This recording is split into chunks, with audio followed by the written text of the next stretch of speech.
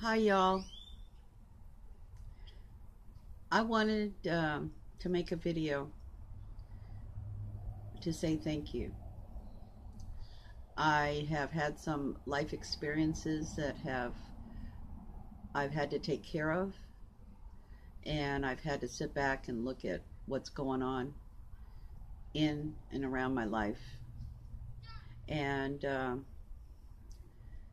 passing of Bullet SpongeBob has been an awakening.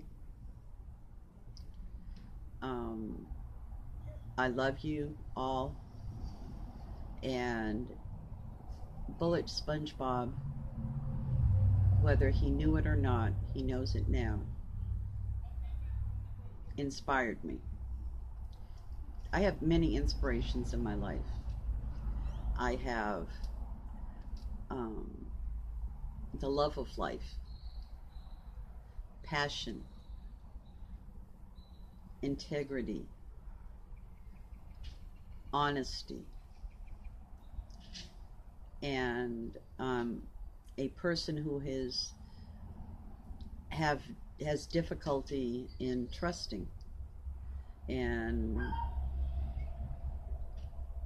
over time I'm learning to trust more, and the more I trust, the more respect grows.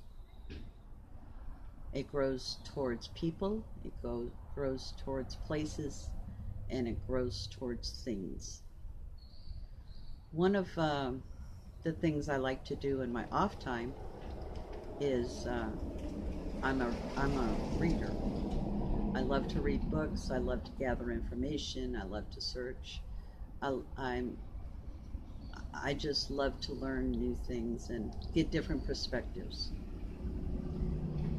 Not everything everybody says I agree with, and unfortunately, not what everybody says and does is true. It may be their truth, but it's not my truth. One of my favorite books that I go to get centered and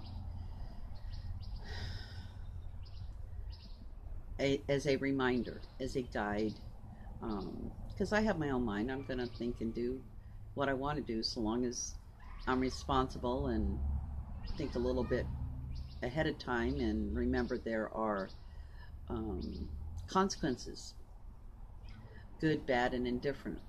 But one of the books I like is So I'm Not Perfect. And it's about being humble. And many of you in the community and Bullet SpongeBob have sparked that need to find my core of being humble. And humble is not a weakness. I am never going to say that. Being humble has very many definitions. But I want to share a few readings from this book. And one of them is, the curious paradox is that when I accept myself as I am, then I change. Carl Rogers. And that is very enlightening for me. And I don't always see things in myself or things around me correctly. They're my perception and what happens, at any given moment or interaction. Another part I wanted to share is the greatest fault of all is to be conscious of none. Thomas Carlyle. If I go around saying that I don't have any faults or defects of character or have no need to improve or to need to learn, somebody better give me a shake-up. Somebody better say, hey, Rose, wake up.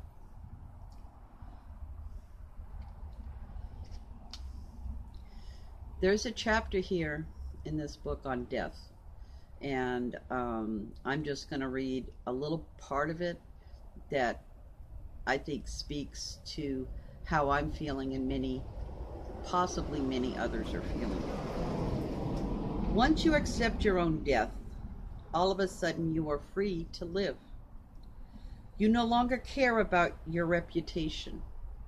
You no longer care except so far as your life can be used tactically to promote a cause you believe in.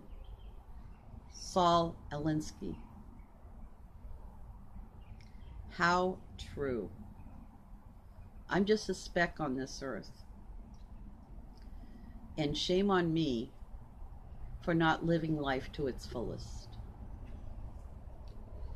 And yes, I do promote causes I believe in. Bullet SpongeBob did. Many others did. And this has, again, been a wake-up call for me. Another thing, the more complete one's life, the more one's creative capacities are fulfilled, the less one fears death. People are not afraid of death per se, but of the incompleteness of their lives. Life is life, and we have choices on how we live our lives. I choose to live it in a positive manner to the best of my ability. But sometimes, life circumstances such as losing a person who we consider a part of our community, a part of our friendship, someone who inspires, someone who wants you to get out and do a First Amendment audit and do the best you can with the help of the community. And I'm going to leave this with mourning out of So I'm Not Perfect book. Mourning is a process of coming to terms with something we cannot do. During this time, we struggle to change something we cannot change. When we are faced with the loss of a loved one, we do everything we can to deny that reality. Our loved ones are not really gone, we think, until we have tried everything to get them back. Towards this end, we wish, demand, pray, swear, scream, cry, reach out, search, deny, hallucinate, beg, and then eventually surrender. We never accept the loss of a loved one because we want to. We come to accept the loss because we have to. This is one of those have to moments. And I'm going to go beyond have to.